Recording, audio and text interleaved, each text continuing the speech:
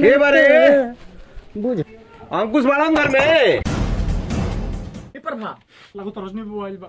जोना से कर्जा ले ले बनी तो हम का करी। अरे यार जो ना कोती को खेत पकइल बा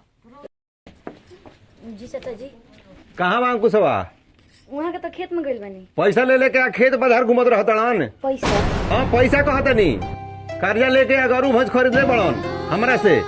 आ कुल खोल के ले जाई कह दिए उनका से। ठीक है चाचा जी। हाँ चेता देता नहीं जरूर कह दिया।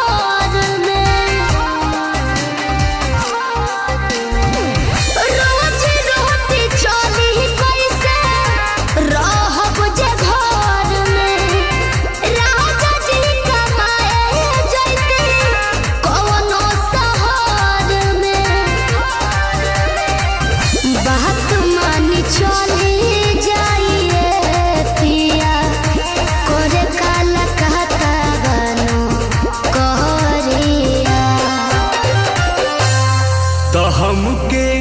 फसाली बांगलिनिया हो अरे हमके फसाली बांगलिनिया हो तो हमके फसाली बांगलिनिया हो जाइब ना पुरुबुदिया हमके फसाली बांगलिनिया हो जाइब ना पुरुबुदिया भल नहीं करब हम नौकरिया हो भल नहीं करब हम नौकरिया हो जाइब ना पुरुबुदिया हमके फसाली बांगलिनिया हो जाइब ना पुरुबुदिया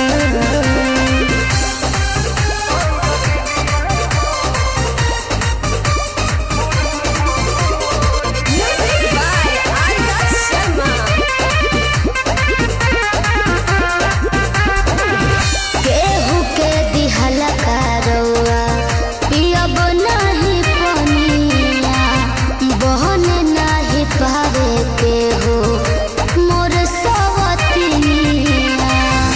सोचिए के बात बारी मनावा होई दावे तोहरा के छोड़े के दिलावा ना करे दिलावा ना करे याद के हमारे के रही हो रखी हो न कवनो छो कहरिया। तो हमके फसाली बांगलिनिया हो अरे हमके फसाली बांगलिनिया हो तो हमके फसाली बांगलिनिया हो जाइब ना पुरुबुदिया हमके फसाली बांगलिनिया हो जाइब ना पुरुबुदिया भल नहीं करब हम नौकरिया हो भल नहीं करब हम नौकरिया हो जाइब ना पुरुबुदिया हमके फसाली बांगलिनिया हो जाइब ना पुरुबुदिया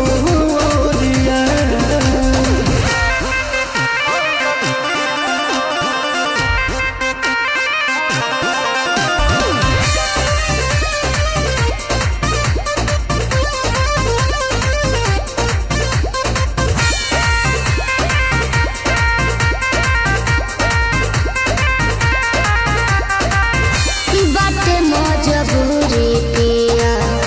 भेजिला बहरावा सोती हो न राजा बापे केहू के पजरावा पैसा के तनो करब हम कमाई बाकी तोहार याद बहुत सताई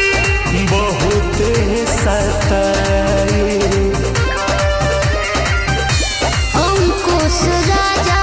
बस तूरी हना हमसे सनेहिया के डोरिया तो हमके फसली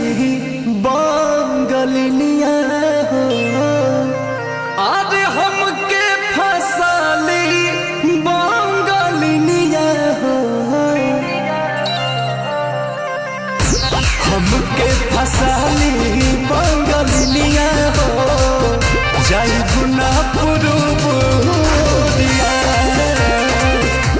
हमके फसली बंगलिनिया